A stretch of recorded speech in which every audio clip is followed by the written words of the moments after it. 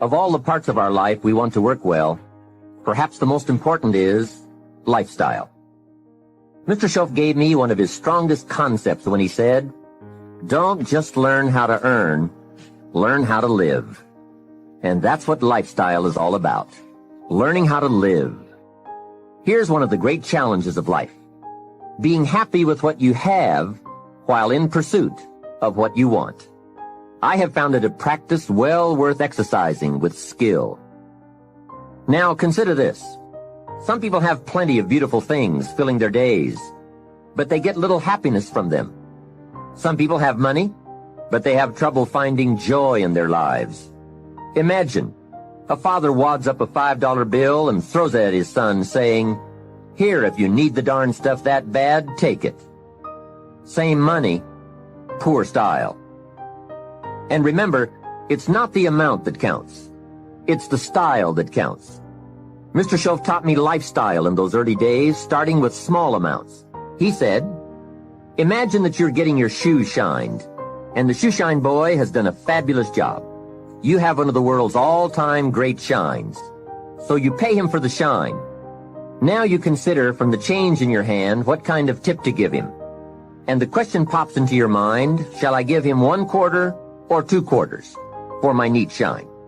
Mr. Schoaf said, if two amounts for a tip ever come to your mind, always go for the higher amount.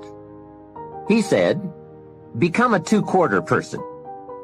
I said, what difference would that make, 1/4 or 2/4? He said, all the difference in the world. If you said, well, I'll just give him 1/4, that will affect you for the rest of the day. You will start feeling bad. Sure enough, in the middle of the day, you will look down at your great shoe shine and say, I've got to be cheap. 1 lousy quarter. That will affect you. However, if you go for 2/4, Schoaf said you can't believe the feeling you can buy for another quarter. That's lifestyle. Becoming a 2/4 person and learning to get joy from the greater person you are becoming. A man came up and introduced himself to me after one of my seminars in Detroit, Michigan. And he said, Mr. Rohn, you got to me tonight.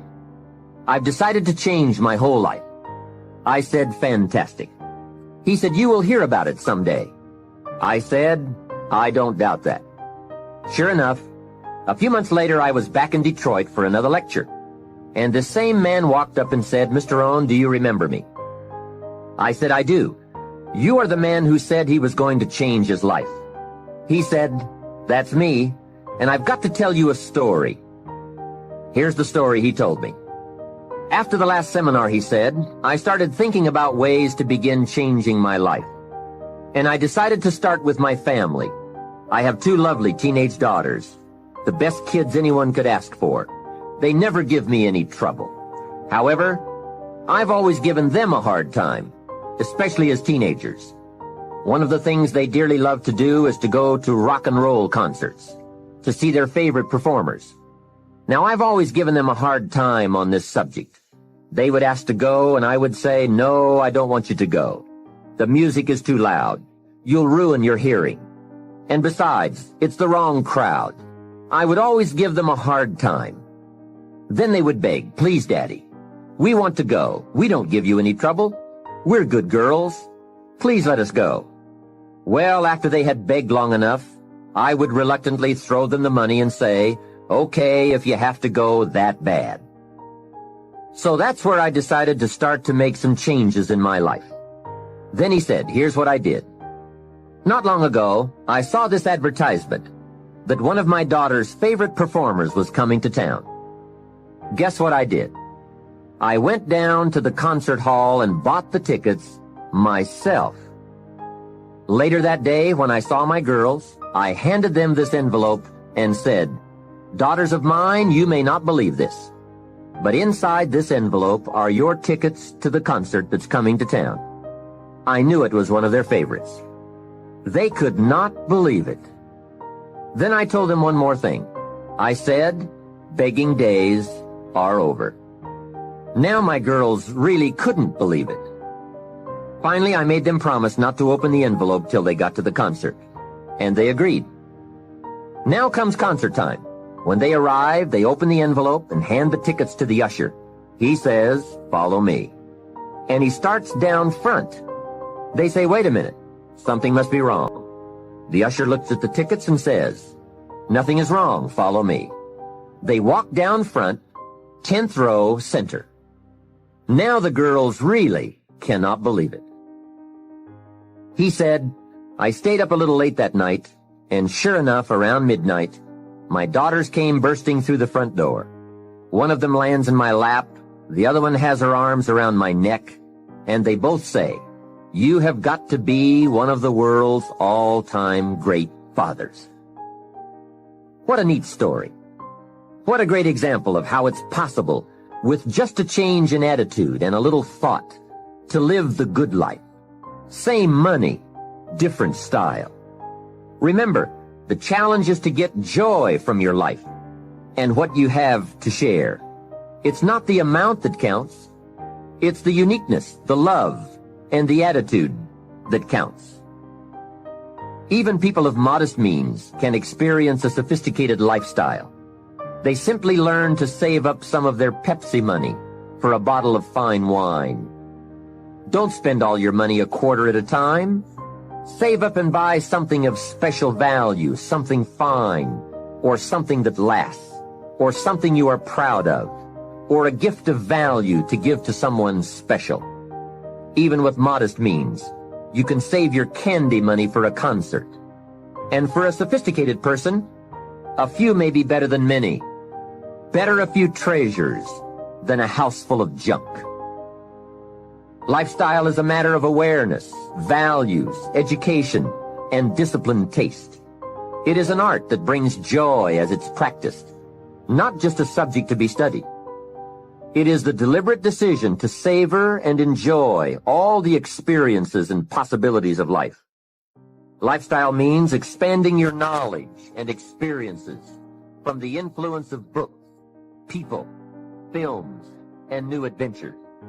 So take advantage of everything and everyone with whom you come in contact. You can begin expanding your lifestyle today. Think of something you can do today to make you feel richer and better about yourself and your life. Make a phone call. Reserve tickets to a concert. Buy some unique music records.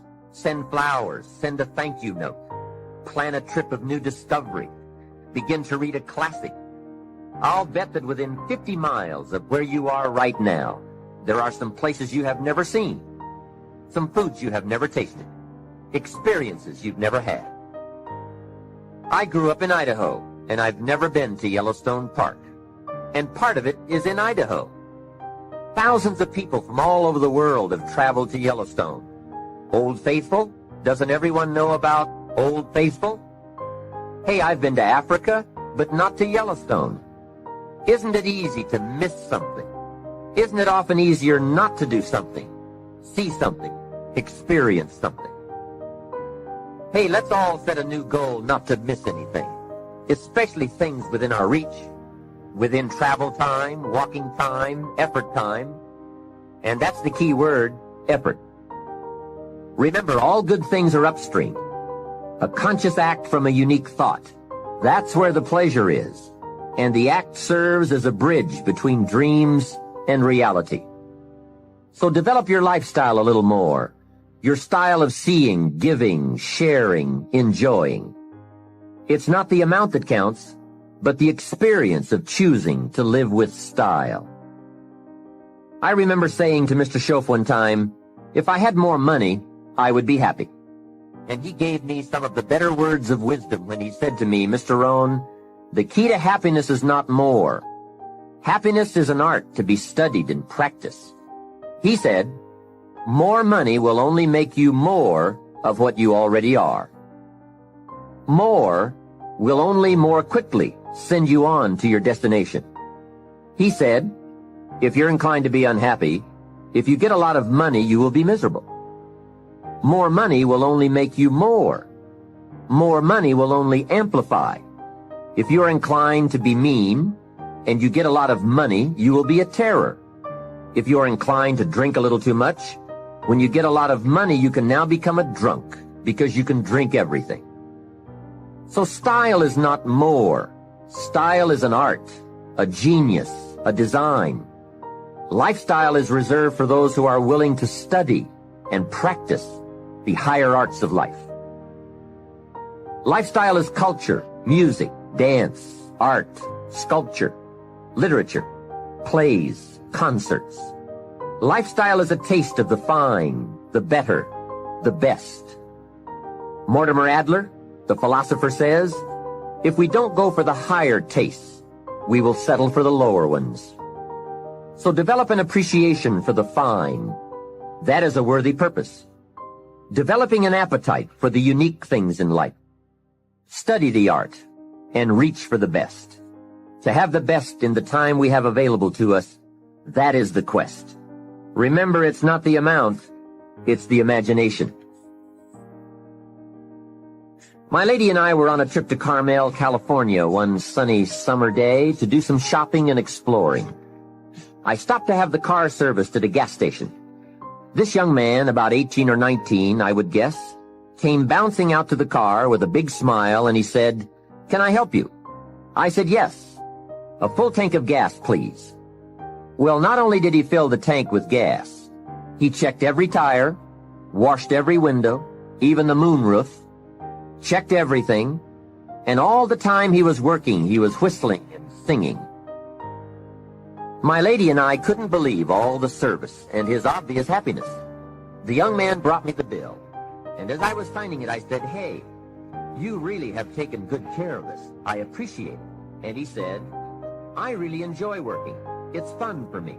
I get to meet nice people like you." We couldn't believe it. This kid was something else. I said, "My lady and I are going to Carmel, and we want to drink one of those $2 milkshakes on the way up there. Where is the nearest Baskin-Robbins?" He said, "That's a great idea. Baskin-Robbins is just a few blocks away." And he told us where to find it. And he said, "Don't park out front. Park around to the side so your car won't get hit." What a kid. So we drove to Baskin-Robbins, walked in, and checked the flavor board, and ordered milkshakes. However, instead of ordering 2 milkshakes, we ordered 3. Then we drove back to the station. The young kid dashes out to the car again and says, "Hey, I see you got your milkshakes." I said, "Yes, and this one is for you." When I offered it to him through the window, he couldn't believe it. He said, "For me?" I said, "Sure. With all the fantastic service you gave us, I couldn't leave you out of the milkshake deal." He said, "Wow, no one has ever bought me a milkshake." I said, "That's probably true. Have a nice day." Then I buzzed up the window and we drove away. When I looked in the rearview mirror, there he was, holding that milkshake, a big surprised smile on his face. Now, what did that cost me? Only $2.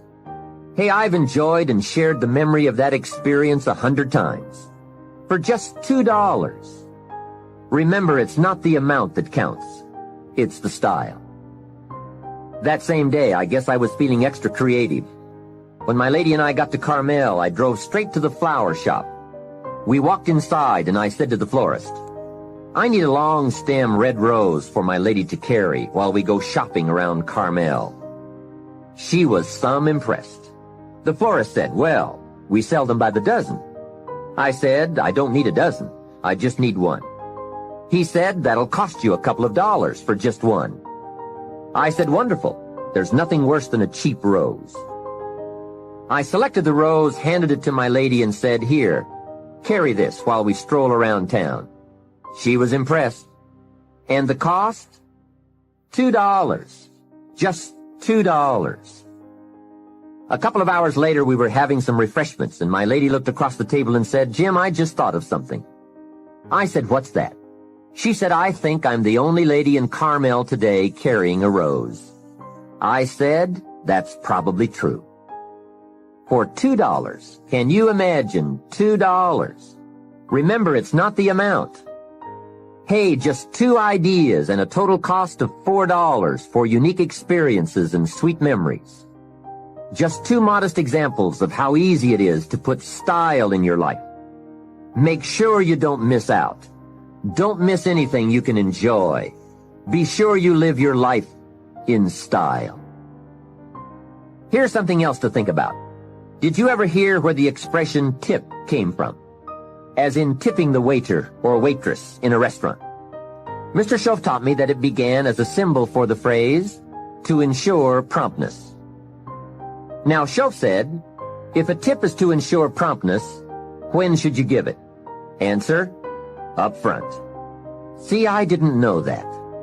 I said, no, you have lunch, and if you get good service, you leave a good tip. If you get lousy service, no tip. And he said to me, no, Mr. Rohn. Sophisticated people don't take a chance on good service. They ensure good service by giving the money up front. I said, wow, what a way to live. I had never thought of that.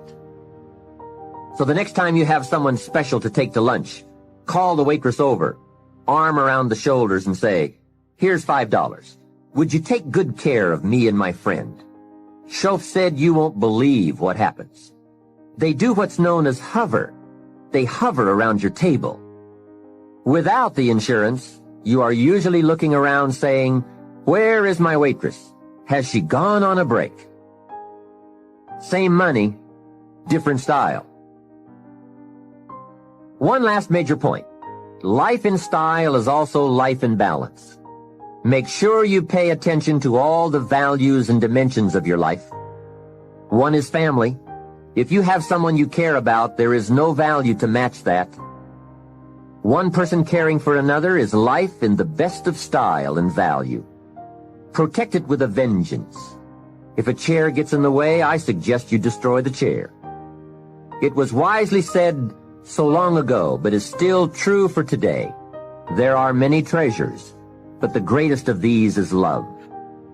Better to live in a tent on the beach and have a love affair than to live in a mansion by yourself. Ask me. I know. Family must be cultivated like an enterprise, like a garden. Time and effort and imagination, creativity and genius must be summoned constantly to keep it flourishing and growing. Next is friendship. A priceless value, friendship. Friends are those incredible people who know all about you and still like you. Friends are those people who are coming in when everyone else is leaving. And, as someone once suggested, be sure to make the kind of friends on your way up who will take you in on your way down. Life is a bit of both up and down. But with true friends, friends who care regardless of your circumstances, the ups are more automatic and the downs less devastating. Traveling around the world, I have made some unique friends.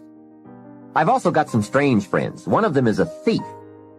He steals, but you'd love him. He's really a neat guy, but he really does steal. Now, he's not a big thief. He's just a little thief, but he is a thief. Once in a while, someone reminds me, your friend steals. I say, I know. What can I do? I talk to him about it. He's just my thieving friend. I do have one very special friend, though. If I was stuck in a Mexican jail and accused unduly, I would call this friend. Guess why I'd call this friend? He would come and get me. Now that is a friend. Someone who would come and get you. Guess how much you would spend to get me? Right, as much as it would take. Guess how long you would try to get me out? You're right, as long as it would take. That is a friend, someone who would come and get you. Now, I also have some casual friends who would probably say, call me when you get back. I guess we all have some of those friends. But friendship is so vitally important to those in search of the good life. Make sure your friendships get the attention and the effort they deserve. Properly nourished, they will give back to you that priceless treasure of both pleasure and satisfaction called the good life. And remember, the good life is not an amount. The good life is an attitude, an act, an idea, a discovery, a search. The good life comes from lifestyle that is fully developed, regardless of your bank account, so that it provides you with a constant sense of joy in living and fuels the fires of commitment to all of the disciplines and fundamentals that make life worthwhile. What is wealth without character? Industry without art? Quantity without quality? Enterprise without satisfaction? Possessions without joy? Become a person of culture to add to the whole culture, for we are most certainly a product of all the values of our community and country. Become that person of unusual substance that brings an added measure of genius to the whole, so that our children and the children of many will be the beneficiaries of the treasure.